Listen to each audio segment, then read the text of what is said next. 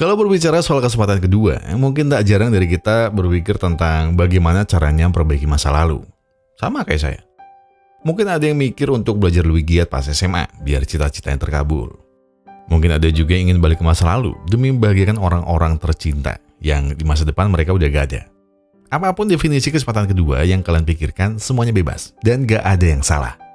Maka dari itu untuk kali ini, izinkan saya membawakan salah satu cerita tentang seseorang yang hidupnya pernah berantakan, hancur, dan merepotkan. Tapi karena suatu kejadian, dia akhirnya bisa sadar apa arti kesempatan kedua untuknya. Dan gimana caranya dia sadar? Nah, untuk menjawabnya, jadi gini ceritanya.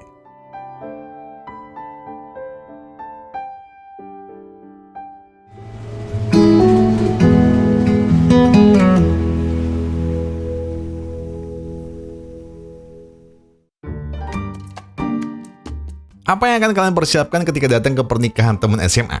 Pakaian modis, mobil mewah, atau amplop 20.000 tapi ngincer sate kambing 20 tusuk? Nah itu saya tuh. Lagian kapan lagi sate kambing, ya kan? Pakaian mah biasa aja, datang juga ya udah naik ojol. Sampai sana ketemu mempelai pria salaman, ketemu mempelai yang cewek ya langsung peluk terus bawa pulang. Enggak, salah, bukan kayak gitu Gon, tidak seperti itu. Ya pokoknya seperti itulah saya kalau datang ke kondangan. Nah, sayangnya hal itu tidak berlaku untuk Sulau yang enaknya kita panggil saja Dwi. Nah, Dwi. Meskipun Dwi miskin dan pengangguran, namun untuk pesta nikah kali ini ia tidak mau sekedar datang dan pulang begitu saja. Sebab ini adalah pernikahan mantan gebetannya sewaktu SMA, Kuya.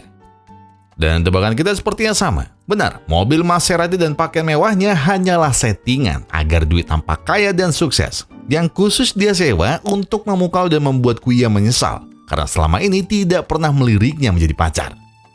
Tapi sebelum menaklukkan Kuya, tidak ada salahnya untuk pamer dan sombong sebagai sultan di depan teman-temannya dulu.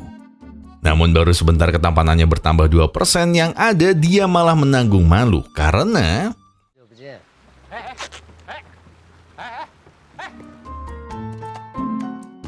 Ya, sebenarnya Dwi tidak bertindak sejauh ini jika Kuya menikah dengan Yuha. Saingannya yang pernah mendapat ciuman pertama Kuya di jam olahraga. Tapi masalahnya, kenapa selera Kuya malah seorang om yang lebih parah dari Dwi?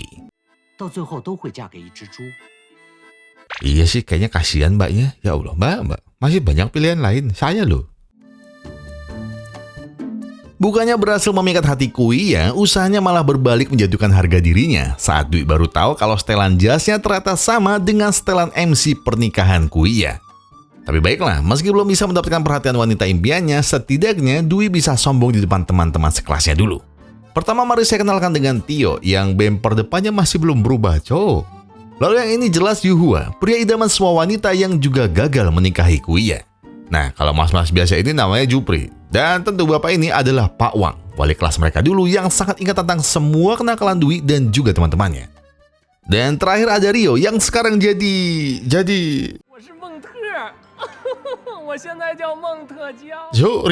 Rio, kamu jadi apa?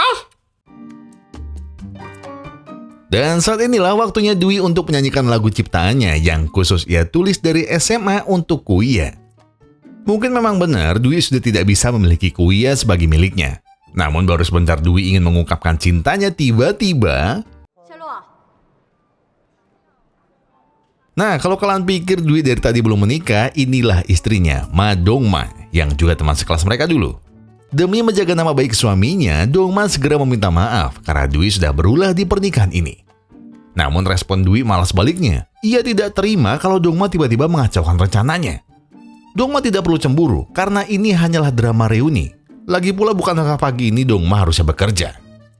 Lelah mendengar semua omong kosongnya, emosi Dongma sudah tidak tertahankan lagi. Dari tadi dengan sekuat tenaga dia sudah menahan Dwi agar tidak semakin mempermalukan dirinya sendiri. Tetapi kenapa suaminya malah bertindak seenaknya sendiri, seolah-olah dialah kepala rumah tangganya? Mungkin mereka semua perlu tahu kalau Dwi hanyalah pria miskin dan juga pengangguran. Dan apakah Dwi sengaja menutupi fakta bahwa dirinya tidak pernah bekerja semenjak lulus SMA? Apakah teman-temannya masih belum tahu kalau yang bekerja banting tulang itu adalah Dongma? Daripada buang-buang uang Dongma, seharusnya suami bodoh sepertinya sadar kalau Dwi tidak akan bisa hidup jika Dongma tidak bekerja sebagai tukang pijat dari pagi sampai sore. Belum lagi ketika malamnya dia masih harus menarik beca. Sumpah, maksudnya beneran narik beca. Wah, suami anjing. Dan ini coba kalian denger ya.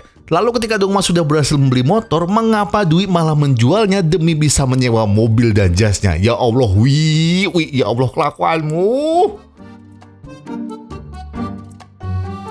Tak mau dirinya semakin dipermalukan, Dwi pun harus segera kabur dan sembunyi dari Dongma. Atau kesempatannya merebut Kuya akan semakin tertutup rapat. Di dalam kamar mandi, Dwi hanya bisa menyesali hidupnya. Kenapa karir ngamennya tidak pernah berhasil? Apakah karena dia salah memilih istri? Mungkin benar kalau Dongma selalu mau berkorban untuknya. Namun kenapa harus Dongma yang menjadi istrinya? Tak bisakah dia menikahi Kuya dan hidup kaya dari karir musiknya? Dan baiklah, setelah ia keluar dari sini, Dwi telah memutuskan akan segera menceraikan Dongma. Namun baru selangkah ia membuka pintu, tiba-tiba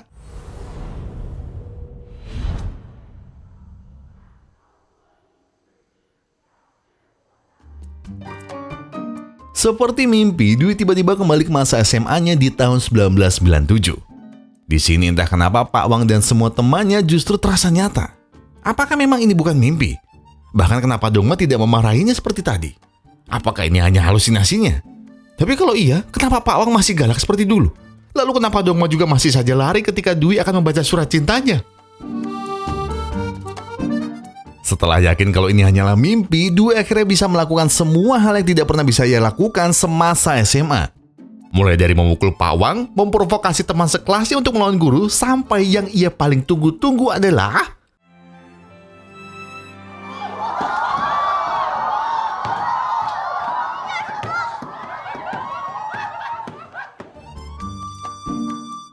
akhirnya kali ini Dwi berhasil mencium Kuya sebelum Yuhua. Bahkan meskipun kepala sekolah dan guru BK memergokinya, Dwi tidak peduli.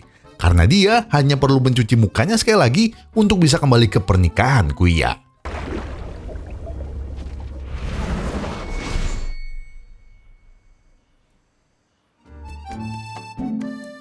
Dwi masih tidak mengerti kenapa mimpinya masih belum hilang juga. Kenapa lagi-lagi ia masih terjebak di kelasnya. Melihat kelakuan yang semakin gila, guru BK-nya sudah berkata kalau sebentar lagi ibunya akan segera datang untuk menjemput Dwi.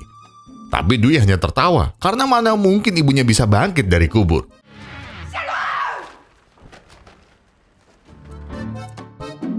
Sekarang Dwi benar-benar yakin kalau kebetulan ini hanyalah mimpi, karena ia tahu bahwa ini hanya perasaan yang sangat merindukan mendiang ibunya. Untuk sejenak ia sangat ingin tinggal di dunia mimpi. Tapi saat ini, Dwi harus segera membalikan jas dan mobilnya sebelum biaya sewanya semakin mahal. Namun ketika ia sudah melompat, ternyata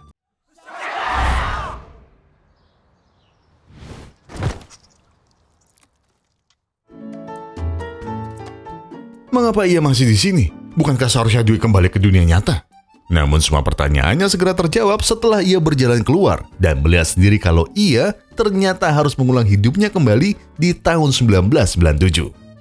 Dan hal pertama yang harus Dwi hadapi tentu adalah kenyataan pahit bahwa dirinya masih harus siap dikeluarkan dari sekolah.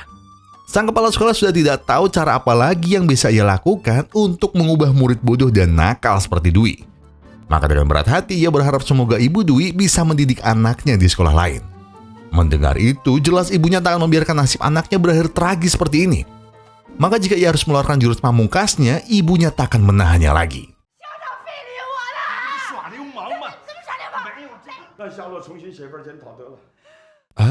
Ya ibu sama anak ternyata sama ya.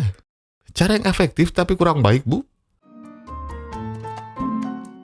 Berkat pengorbanan ibunya yang tentu tidak terpuji, akhirnya Dwi bisa kembali bersekolah. Namun tentunya itu tidak gratis, alias ada syarat yang harus Dwi lakukan. Iya, keesokan harinya Dwi akhirnya meminta maaf di hadapan semua murid dan guru atas kenakalannya kemarin. Selain itu di momen ini, Dwi juga berjanji akan berubah karena ia telah mendapatkan kesempatan kedua menjalani hidupnya yang baru. Dan tidak lupa ia juga meminta maaf, khususnya kepada Kuya karena ciuman pertamanya. Dan terakhir, ia juga meminta maaf kepada Dongma karena ia tidak bisa menerima cintanya.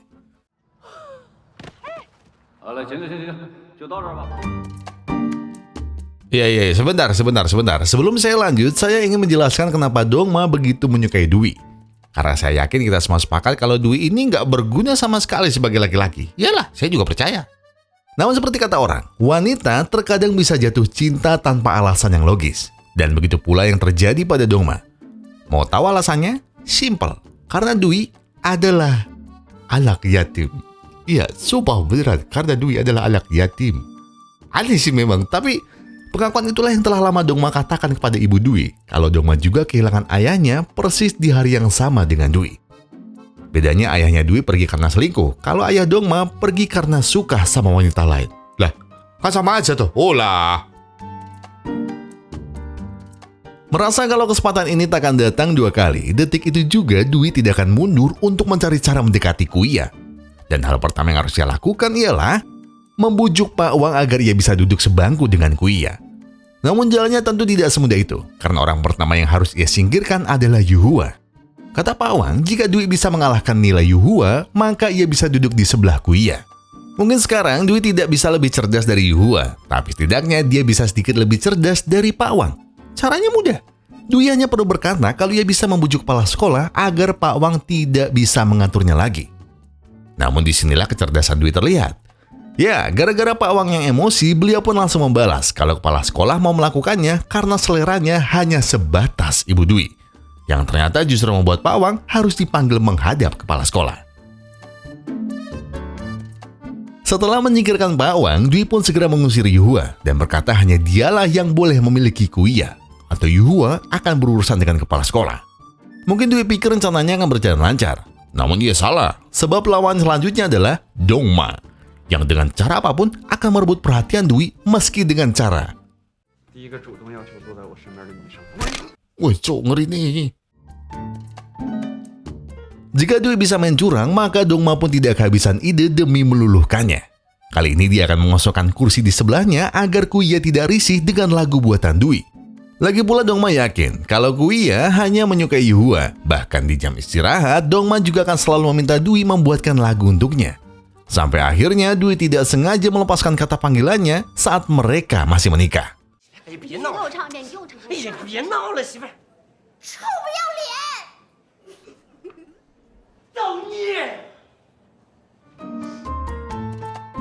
Mungkin kemarin Dongma berhasil menggagalkannya. Namun hari ini Dwi yakin kalau rencananya pulang bersama Kuya akan berhasil. Setelah membelikan soda kesukaannya, Dwi juga diam-diam telah menyuruh temannya merusak ban sepedanya agar Kuya bisa pulang bersamanya. Namun saat dia hendak mengeluarkan sepedanya, ternyata ada orang lain juga yang menjebaknya. Dan tentu orang itu adalah...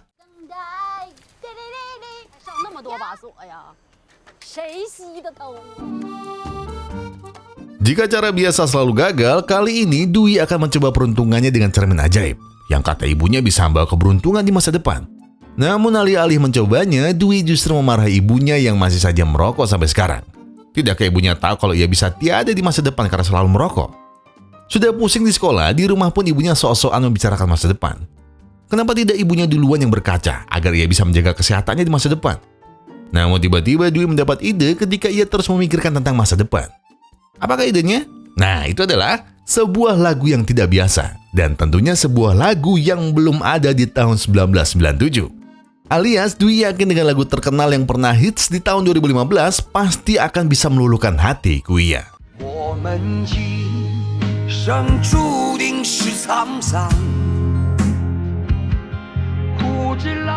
Oh lah, kalau ini saya hafal banget ini. Tapi memang bisa buat dapetin cewek ya? Kayaknya artinya bukan buat jatuh cinta deh.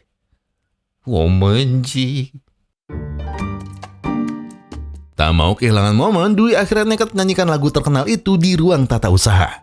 Dengan lagu yang tepat ditambah suaranya yang lumayan merdu, Dwi yakin kalau Kuya akan langsung jatuh cinta kepadanya. Tapi di luar dugaan ternyata bukan hanya Kuya yang terpana, melainkan semua murid dan guru begitu takjub dengan kombinasi lagu dan suara Dwi yang begitu sempurna.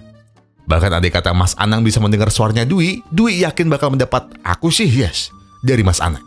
Namun sebaliknya, jika ada satu orang yang tidak suka dengan aksi caper Dwi, jelas itu adalah Dongma.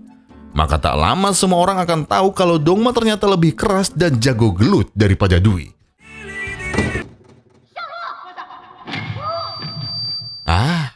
Jatuh cinta dengan brutal.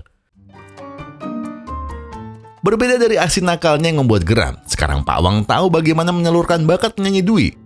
Karena suaranya yang merdu, Pak Wang segera menyuruh Dwi untuk ikut lomba menyanyi nasional antar pelajar seluruh Cina.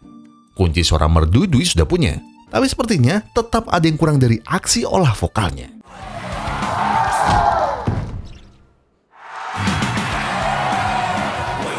Ya Allah, Dwi kayak nyanyi malah cosplay Bruce Lee, Dwi. Blok. Baiklah, mungkin Dwi memang gagal membawa piala untuk memukau Kuya. Tapi setidaknya dia masih punya ide untuk mengusir Dongma. Dan idenya adalah Jupri. Dan kenapa Jupri? Nah, yang perlu kalian tahu, Jupri ternyata sudah menyukai Dongma dari SD. Dan selalu heran kenapa Dongma tidak menyukainya.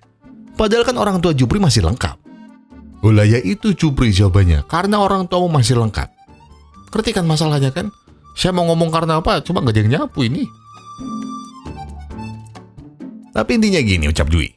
Jika Jupri sangat menyukai Dongma, dia harus mendekatinya mulai sekarang, atau Jupri akan menyesal di masa depan. Caranya gampang, Jupri hanya perlu selalu menempel Dongma kemanapun dia pergi.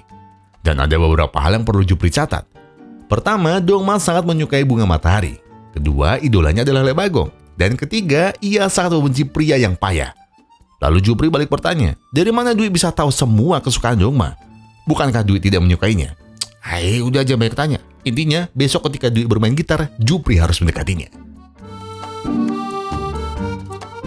Maka keesokan harinya, ternyata bukan hanya Dwi yang punya rencana PDKT. Tak disangka Dongma hari itu sengaja memakai gaun yang sama dengan Kuya demi bisa meluluhkan Dwi. Dan seperti cinta segitiga, ternyata di sisi lain, Yuhua juga tidak mau kalah dengan Dwi yang hanya bisa mengamen tak jelas seperti itu. Persis seperti harapannya, Yuhua hanya perlu melakukan 3 point untuk membuat satu sekolah histeris.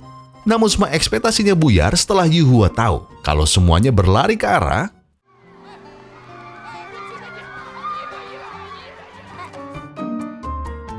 Oke, baiklah. Semoga hanya rencana Yuhua yang gagal. Dan sebaliknya rencana Jupri bisa memuluskan Dwi yang ingin menyatakan cintanya kepada Kuya.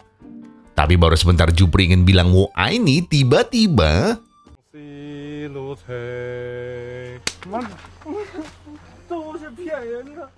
Ya Allah, Jupri, misalnya awakmu Bri. Setelah menampar Jupri, sepertinya kali ini giliran Dongma yang akan berhasil meluluhkan Dwi. Sebab semua penyamarannya sejauh ini bisa memancing Dwi yang mengira kalau dirinya adalah Kuya. Karena berhasil menipunya, Dongma pura-pura bertanya, kenapa Dwi tidak pernah menyukai Dongma? Sambil tertawa, Dwi berkata, walau Dongma aslinya baik, tapi dia sangat menyebalkan karena selalu mengingatkan Dwi untuk belajar demi masa depannya. Lagi pula siapa yang menyukai wanita tomboy sepertinya, ya nggak?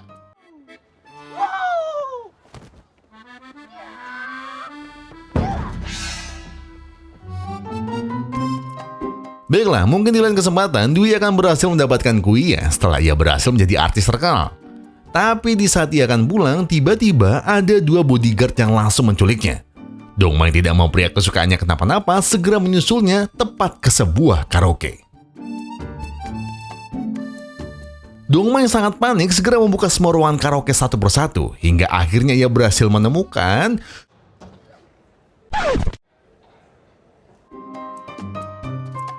Dan ternyata Dwi bukannya diculik, melainkan ada seorang pemilik label pencarian bakat yang tertarik ingin membeli lagu ciptaannya.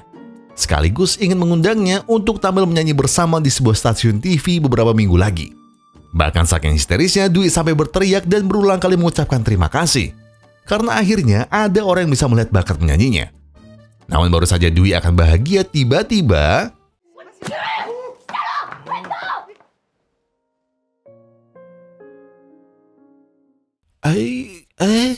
ya Mbak, kan udah tak bilang pelan-pelan, iya tidak semuanya bisa diselesaikan dengan otot Mbak. Udah, kasihan orang, ya Allah Dwi aja yang dipukul. Kalau Dwi kalau pukulan lo.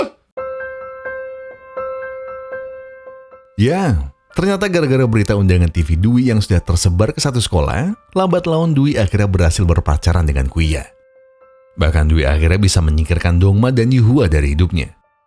Bahkan semenjak Dwi tampil di banyak stasiun TV, dia bukan hanya berhasil mendapatkan Kuya. Bahkan setelah lulus sekolah dan saking viral namanya di mana-mana, pihak sekolah pun tidak ragu majang foto Dwi setara dengan para ilmuwan dunia. Walau terlihat berlebihan, tapi begitulah Dwi yang berhasil terkenal hanya dari skill mengamennya, yang sering diremehkan Yuhua sejak ia SMA. Hingga singkat cerita, Dongma maupun Yuhua akhirnya terpaksa melepaskan gebetannya masing-masing. Karena saat ini, Dwi dan Kuya akhirnya resmi menjadi suami istri. Setelah mendulang popularitas di kancah industri hiburan internasional, kini Dwi bisa menikmati hidupnya dengan sangat bebas. di mana ia bisa bersantai dengan banyak wanita sekaligus. Sampai akhirnya,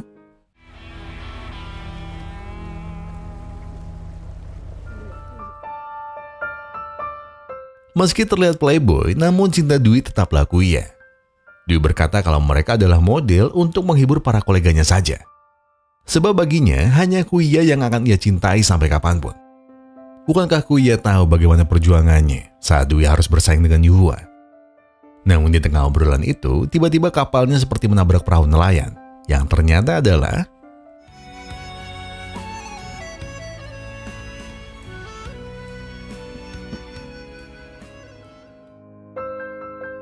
seperti dua nasib yang saling bertolak belakang. Kini Yuhua malah berakhir menjadi seorang nelayan. Dan sosok wanita yang pernah ia sukai, kini justru harus menjadi milik Dwi, yang sekarang jelas lebih sukses darinya. Walau dulu Yuhua pernah meremehkannya, tapi Dwi tetap menganggapnya sebagai teman baik. Maka demi menolongnya, Dwi pun tak ragu untuk memberinya pekerjaan sebagai salah satu manajer di kantor labelnya. Melihat kebaikan Dwi, seharusnya Yuhua yang sangat tersentuh dan merasa sangat bersyukur karena Dwi masih mau menolongnya. Dan terlebih, Yuhua sebenarnya ingin meminta maaf karena waktu itu tidak bisa menolong Dongma yang pernah berkorban demi karir Dwi.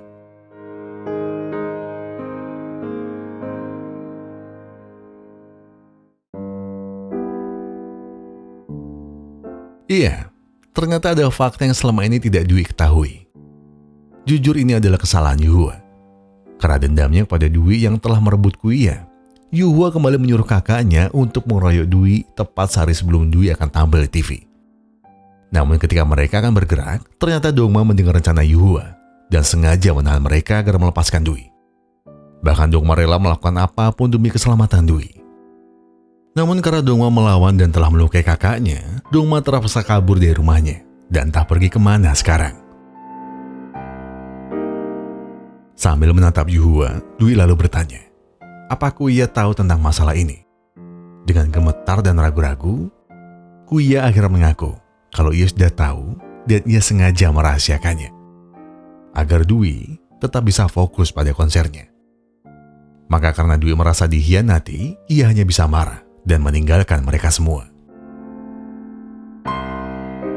Karena terus memikirkan keselamatan Dongma, Dwi benar-benar merasa bersalah. Mungkin benar ia pernah membenci Dongma yang begitu cerewet dan selalu mengganggunya.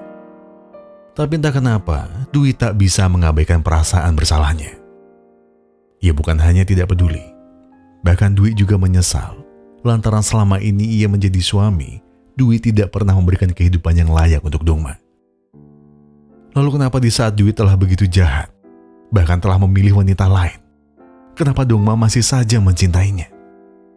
Kenapa Dongma masih rela berkorban begitu banyak demi dirinya? Bukankah pernikahan mereka dulu sangat terbatas dan sangat kekurangan? Dengan rumah yang sempit pula. Dan tepat ketika ia memikirkan tentang rumah kecil itu, tiba-tiba Dwi penasaran. Apakah mungkin Dongma sekarang tinggal di sana? Maka pagi itu juga, Dwi segera kembali ke rumah mereka yang lama. Rumah sempit yang masih Dwi ingat. Masih Dwi ingat pernah menyimpan kenangan pernikahannya dengan Dongma. Tapi sayangnya, rumah kecil itu sudah ditempati orang lain. Dan sepertinya, sudah tak ada harapan lain lagi bagi Dwi untuk memperbaiki hubungannya dengan Dongma. Dan persis ketika ia sedang memastikan rumah lainnya, tiba-tiba...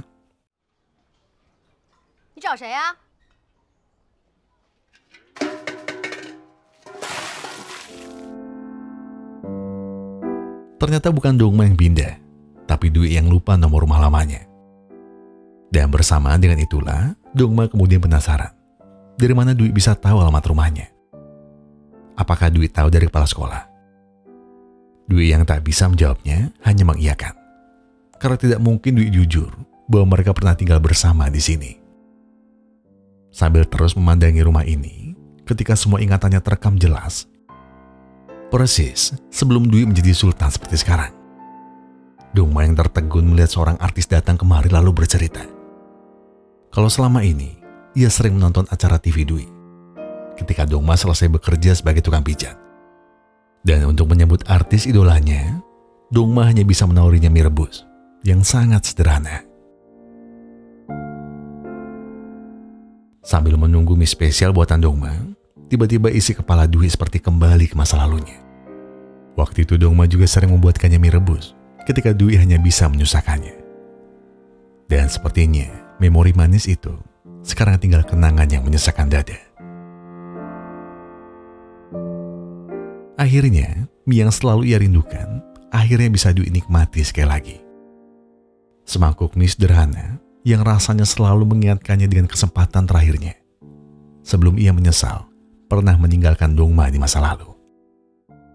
Dan sesaat ketika Dwi memakan mie-nya, Dongma tiba-tiba bercerita tentang betapa ia takkan bisa lupa saat Dwi pernah melindunginya dari gerombolan preman kakaknya Yuhua yang pernah mengeroyoknya pertama kali. Dari dulu hingga hari ini, Dongma masih penasaran kenapa Dwi sampai melindunginya seperti itu. Bukankah waktu itu Dwi tidak pernah menyukainya? Atau apakah itu hanya kebetulan karena Dongma adalah temannya? Dan untuk menjawabnya, Dwi pun gantian bercerita kalau ia pernah bermimpi menikah dengan Dongma. Namun ia minta maaf karena di mimpi itu pernikahan mereka tidak bahagia.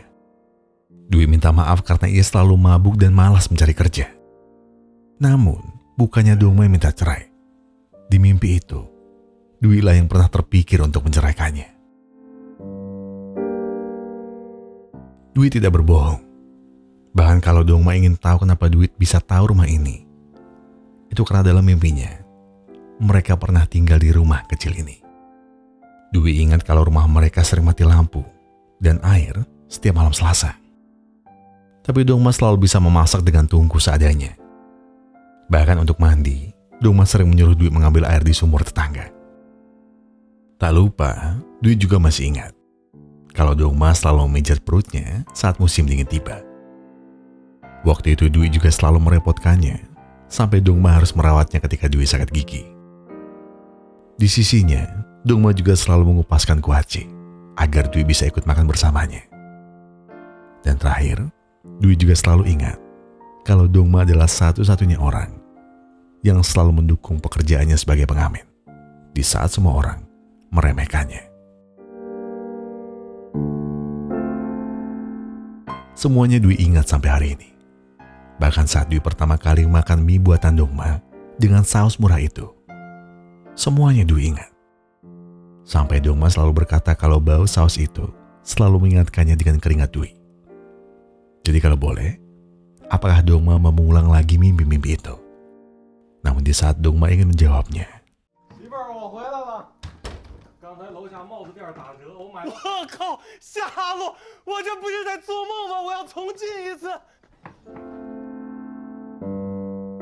iya, ternyata Dongma telah menikah dengan Jupri. Di sana pula Jupri ingin berterima kasih karena bantuan Dwi, akhirnya ia bisa menikah dengan wanita yang sangat baik seperti Dongma. Jadi sekarang, pupuslah semua mimpi yang sangat ingin ia ulang bersama Dongma. Tapi saat ini, mungkin Jupri adalah pria yang lebih tepat untuk wanita sebaik Dongma. Dan sebelum pergi, Dwi hanya berpesan, semoga Jupri bisa menjaga Dongma untuknya. Baiklah, mungkin perasaannya kepada Dongma hanya emosi sesaat, karena Dwi hanya kasihan melihatnya yang pernah berkorban untuk karirnya. Namun di saat Dwi berpikir ia masih memiliki segalanya, ternyata ia salah. Sebab di depan mata kepalanya sendiri, Dwi harus menerima kenyataan kalau Kuya ternyata telah berselingkuh dengan Yuhua. Bahkan ia juga tidak menyangka bahwa semua rekan bisnisnya hanya memikirkan diri mereka sendiri yang hanya menginginkan uangnya saja. Dan sebaliknya, ketika ia semakin sering melihat Dongma dan Jupri, entah mengapa Dwi merasa sangat iri. Ia iri bukan lagi tentang harta, tapi tentang perasaan cukup dan menghargai kesempatan di saat ada wanita yang begitu sempurna seperti Dongma yang justru pernah ia sia-siakan seumur hidupnya. Keesokan harinya, setelah Dwi sudah tahu tentang kebusukan rekan bisnis dan istrinya, Dwi pun segera membakar persiapan jumpa persnya yang sedianya akan membahas album terbarunya. Bahkan detik itu juga, Dwi mengumumkan dirinya yang sudah berhenti di dunia hiburan untuk selamanya. Untuk saat ini, tak ada lagi yang Dwi inginkan selain bisa kembali bersama Dongma. Bahkan jika ia bisa membeli semua bunga matahari di seluruh dunia, mungkin ia akan menukar semua hartanya demi bunga kesukaan Dongma. Dan rupanya, seperti ketika ia sedang melihat pick-up penuh bunga matahari, Dwi tiba-tiba terpikir untuk menemui seseorang. 夏洛，你怎么在这儿呢？小车开腻了，开大车耍耍。那么有点等等，会开车吧？瞧我的，上车。 Iya, di tempat game inilah waktu Dwi pertama kali menjodohkan Jupri dengan Dongma. Dan sepertinya di tempat ini juga, Dwi ingin mengulang masa-masa persahabatan mereka dengan sebuah cerita. Jika Jupri pernah berkata kalau ia iri dengannya, maka sebaliknya, Dwi lah yang justru iri. Karena Jupri punya hidup yang sempurna. Setidaknya Jupri punya cinta yang Dwi tidak punya. Mendengarnya Jupri penasaran. Memangnya siapa yang sedang merebutku ya? Apakah Jupri mengenalnya? Namun bukan tentang cinta yang palsu itu. Bukan. Ini semua adalah cinta pertama yang menyadarkan Dwi di saat ia diberikan kesempatan kedua untuk memperbaikinya. Dan sayangnya, cintanya itu telah pergi bersama sahabat SMA-nya juga. Dwi tenang saja, kata Jupri. Sebab Jupri siap membantunya demi cinta sejatinya itu. Baiklah, kalau Jupri bisa, apakah Jupri mau menukar Dongma dengan semua harta milik Dwi?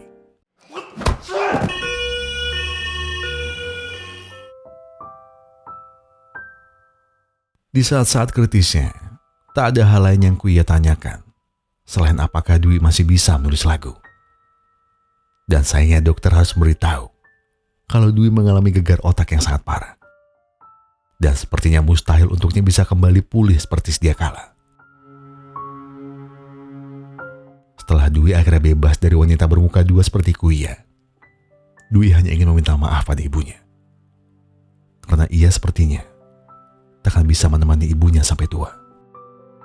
Ia juga minta maaf karena selalu merepotkannya sejak ayahnya meninggalkan ibunya. Tapi sepertinya Dwi tidak perlu khawatir, ucap Tio.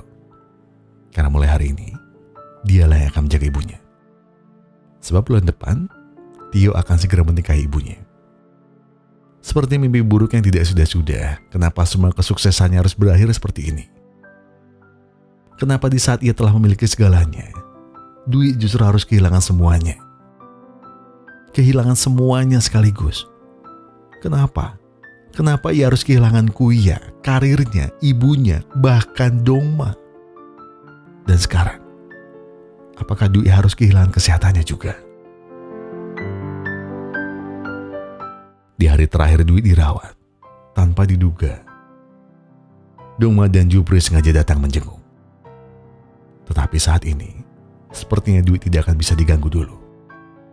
Itu karena vonis yang telah ditetapkan dokter. Bahwa setelah koma panjangnya yang hampir 1 bulan, dokter sudah memvonis kalau usianya paling lama hanya tersisa 2 hari. Jadi demi proses pemeriksaan, sebaiknya Dongma dan Jupri pulang, sambil mendoakan agar Dwi bisa beristirahat dengan tenang. Walau Dongma tahu kedatangannya tak akan mengubah apapun, namun ia hanya ingin menemui Dwi untuk terakhir kalinya. Bahkan di saat terakhir ini, Dongma seperti tak punya kata-kata apa-apa lagi untuk mengabarkan perasaan sedih dan kehilangannya. Kalau boleh jujur, sebenarnya Dongma telah dari lama menyukai Dwi. Bahkan saat mereka masih kecil. Dan seiring bertambahnya usia, Dongma sadar kalau Dwi tidak pernah menyukainya. Tapi entah kenapa Dongma tak bisa memalingkan hatinya. Alias Dongma tak bisa jika ia tidak mencintai Dwi. Namun ketika Dwi akhirnya menjadi artis, sejak saat itulah Dongma akhirnya memilih realistis. Iya, dia rela melepaskan Dwi asal ia bahagia lagi. Asal ia bahagia bersama Kuya. Hingga hari itu, Dongma benci harus menyemai lagi cintanya. Saat tiba-tiba Dwi berkata tentang mimpinya yang pernah menikah dengan Dongma. Bahkan sampai sekarang ia masih berharap kalau mimpi itu bisa menjadi kenyataan. Dan sayangnya, Tuhan mungkin lebih sayang denganmu. Jadi sebelum kamu pergi, izinkan aku menyanyikan lagu pertamamu yang pernah kau nyanyikan untukku ya. Dan anggap saja, lagu itu kamu ciptakan untukku.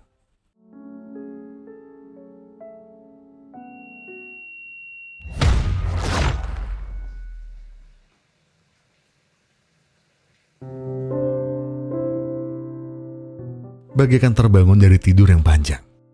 Begitulah yang sebenarnya Dwi alami. Alias, kenyataan yang Dwi alami dari tadi. Ternyata itulah mimpi yang selama ini ia pikirkan akan indah jika menjadi kenyataan. Namun seindah apapun bayangannya, ia tahu bahwa kesempatan keduanya hanyalah kembali ke pelukan Dongma. Maka tanpa keraguan apapun, detik itu juga Dwi pun segera kembali dan akan selalu ada untuk Dongma. Di dalam pelukan itu, ia ingin minta maaf karena selama ini ia telah salah paham. Bahkan di saat yang sama, Dwi juga ingin berterima kasih karena kejadian memalukan ini. Dwi jadi belajar apa arti kesempatan kedua. Dan ia pun jadi sadar bahwa apa yang selama ini ia cari ternyata tak pernah jauh darinya. Atau lebih tepatnya, Dwi dari awal tak pernah perlu kesempatan kedua. Kalau dia bisa melihat dan menghargai Dongma sebagai satu-satunya wanita yang sangat dia cintai. Setelah belajar dari kesalahannya, lambat laun bukan hanya sikap dan bentuk sayangnya yang berubah. Semuanya menjadi lebih baik. Bahkan berkat kesabaran dan dukungan Dongma, akhirnya ada satu mimpinya yang berhasil menjadi kenyataan. Yaitu tampil di acara TV favoritnya sebagai artis pendatang baru yang telah banyak mengubah hidupnya. Bahkan lagu pertamanya untuk Dongma akhirnya bisa mengantarkan Dwi menapaki puncak karirnya lebih dari seorang artis. Ya, walau mukanya kurang menjanjikan sebagai juri, tapi akhirnya Dwi berhasil mencatatkan namanya sebagai juri The Voice Cina yang bertahan selama 5 tahun berturut-turut. Dan sekali lagi, semua ini tak akan pernah terjadi jika Dwi tidak pernah mendapatkan kesempatan kedua memperbaiki hubungannya dengan wanita yang akan selalu melengkapi hidupnya sampai sepanjang hayatnya. Sama seperti film ini, kita seharusnya menyadari banyak hal yang telah Tuhan titipkan kepada kita. Dan dia yang banyak Tuhan titipkan untuk kita selalu jaga. Mungkin saya nggak perlu nyebutin satu-satu dan kayaknya nggak bisa nyebutin satu-satu sih ya. Apa aja hal yang berharga yang perlu kalian cari. Karena saya cuma pengen ngingetin bahwa selain kesempatan kedua, ada kalanya kita juga menyadari bahwa nggak akan ada orang yang benar-benar sempurna untuk kita atau untuk siapapun. Karena dari Dwi dan Dongma kita akhirnya bisa berkaca kalau diri kita itu nggak sempurna sama sekali. Makanya terkadang Tuhan nyentil ego sempurna kita dengan banyak pengalaman serta orang-orang berharga dalam hidup kita. Dan kalau kita tahu orang-orang terdekat kita tidak sempurna, itu artinya kitalah yang harus memberi makna lebih. Supaya setidaknya orang-orang itu merasa hidupnya sempurna. Ketika mereka bersyukur bisa mengenal kita. Seperti kita juga bersyukur bisa terus ada bersama mereka. Dan oh iya, kalau kalian tertarik dengan film ini, saya ingin menawarkan film kedua dan mungkin film ketiganya untuk digarap. Kalau film keduanya sih sebenarnya udah pernah kita buat sih, dan itu video lama sih. Cuma udah versi lama banget lah intinya. Jadi mungkin siapa tahu kita bisa bikin versi barunya dengan cara yang sekarang. Ditambah film ketiganya yang rilis baru-baru ini. Nah, seperti biasa kalian bisa jawab kalau mau dilanjut apa enggak di kolom komentar. Tenang, yang ini serius kok. Cuma memang pembuatan videonya butuh waktu itu aja. Maaf ya sebelumnya. Dan kadang ada yang di tengah-tengah udah setengah jalan, kayaknya ini nggak bisa terusin. Di situ karena ada masalah. Jadi harus di cancel. Harus dimundurin, bukan di cancel sih sebenarnya. Dan untuk akhir video kali ini saya ingin menyampaikan apa yang selalu diajarkan oleh orang-orang berharga dalam hidup saya. Dan kira-kira begini. Setiap hari adalah kesempatan kedua yang diberikan semesta. Itu bukan pembenaran masa lalu, melainkan hadiah langka yang butuh keberanian untuk kamu bagi kepada orang yang berharga. Saya Gogonda segenap tim Pusrapi Glory mengucapkan terima kasih. Terima kasih buat yang sudah menonton video ini sampai habis. Terima kasih buat yang sudah memberikan like. Terima kasih buat yang sudah memberikan komentar, subscribe, dan juga memencet tombol thanks-nya. Karena apapun yang kalian lakukan untuk channel ini sudah sangat membantu channel ini berkembang sampai hari ini. Dan sebagai penutup saya pengen bilang ke kalian semua, kalau kalian lagi ada banyak masalah itu berat banget, yang tenang, gak perlu buru-buru, gak perlu nyusu-nyusu. Selesaikan semua dengan yang paling dingin, oke? Jadi sekarang tarik nafas, buang, tenggak kopinya ambil koreknya dan sebatin aja dulu.